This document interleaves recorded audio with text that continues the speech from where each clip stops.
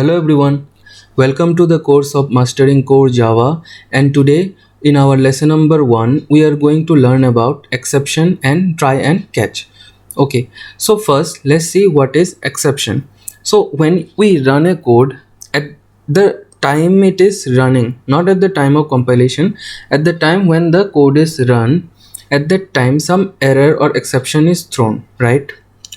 Like some kind of arithmetic error. For example, a number is divided by 0, so that is not correct, right? That is not correct. So those kind of errors are thrown by Java, right? So in Java we have a superclass called throwable, under which there are two subclasses, that will be your exception and error. So let's understand what is exception and what is error. So exception is the type of error that can be caught by the system, right? So basically these are errors which have logical flaws. For example, as I already said, something that is divided by 0 is not correct, right? So at that time Java will throw arithmetic exception, right? Exception. So likewise there are other errors. For example, you have an array of say length 5, and then you want to push a element at index 6. So that is not correct, right? Because the array supports only till the length of 5 and you want to push extra element, at that time also a exception will be thrown. Now let's see what an error is. Okay, so basically your exceptions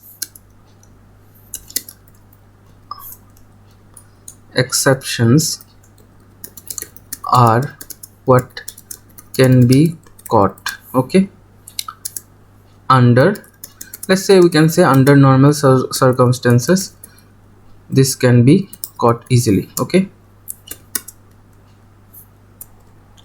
now coming to error are those which cannot be caught under normal circumstance, right? These are those errors. For example, when you're there, like Java has a heap memory, right? So when you create a object, at that time heap memory is allocated to the object. So there may be cases when the heap memory is over, right?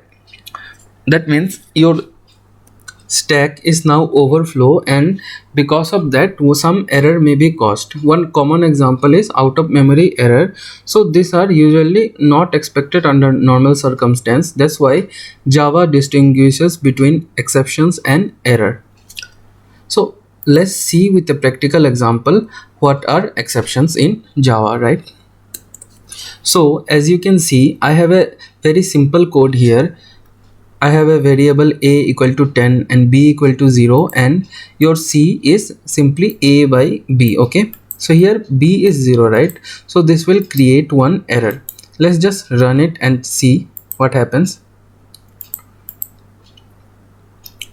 So when you run it and Java catches a exception, at that time you see a stack trace is being printed of that exception. Here you see Java will display what exception is being caught, that is arithmetic exception divide by 0. Okay, it will tell you the reason also, and then it will say where the exception occurred. It's saying at main method line number 8. Okay, line number 8. By looking at the stack trace of the exception, you will be able to find in your code where the issue occurred. Okay, line number 8 means when it tried to assign a value to c, that is a by b. Okay, now just to give you another example of how exception stack trace is presented, I will simply copy this code here and then remove it. I will run the same code, but this time inside a method. Okay, let's just make it static, save it, and then let's run and see what the stack trace is now. See, the error is same, sorry, the exception is same, but you see it will say now that the exception occurred at main method line number 7, right? This line number 7, and the next step is it occurred at except sample, that is the method at line number 12. Okay, that is line number 12. Okay, so like this you will be able to understand where your exception occurred. Okay, now let's just undo this and remove it for now. So in our previous example, we saw what are exception and how Java displays those exception stack trace. But in a code, we need to catch those exception, right? We need to explicitly catch them. So how we can do it? So to catch exceptions explicitly, we need to use the try and catch keyword. So to use this, you simply need to write try and you need to use the curly braces. Okay, after that you need to write catch and then put your curly braces again, and inside the catch parenthesis you need to catch the exception. So this is how you can catch your exception. Okay, so inside the try your code will be there. Okay, your code will be there, and after the try you need to declare a catch and declare the exception that needs to be caught by the try and catch clause. Okay, so inside this you can make it print the same stack trace, and also you can print your own some code logic as well. Okay, for example you can print something like e.toString. Okay, so let's run it and check what happens now. So when you run it, you see we have printed the e.print stack trace. So the same stack trace is now printed, and the toString is printing the exact error, exact exception. Okay, so this is how try and catch works. Now you may think, what is the use? Because it is also doing the same thing. It is printing your stack trace of the exception. So if we had not declared the try and catch explicitly, then also it would do the same, right? But understand one thing, let's say we do not have this try and catch. Okay, I'll just comment it out. I'll comment it out for now. Now we only have the original code, and then we want to run some random code like should be run at last. Okay, now when I run this code, see, this code is not being run, right? Because whenever Java catches the exception, it immediately exits. Because of this, we are not getting the final code, right? Final logic that we have written. But now let's say we have the try and catch. If we have our try and catch, you will see that it will exit from the try catch. It will exit from this try block, but then it will execute this code of ours, right? Whatever we wanted to run, it will execute. So as you see, whenever it encountered the exception, it exited immediately, then it went to the catch, and then it caught the exception and printed whatever you want to print. And except the printing, you can write and other logics also, that is up to you. And once the catch code is completed, then it will resume its execution as normal, right? You can write as many code, as many logic as you want, and it will run as normal.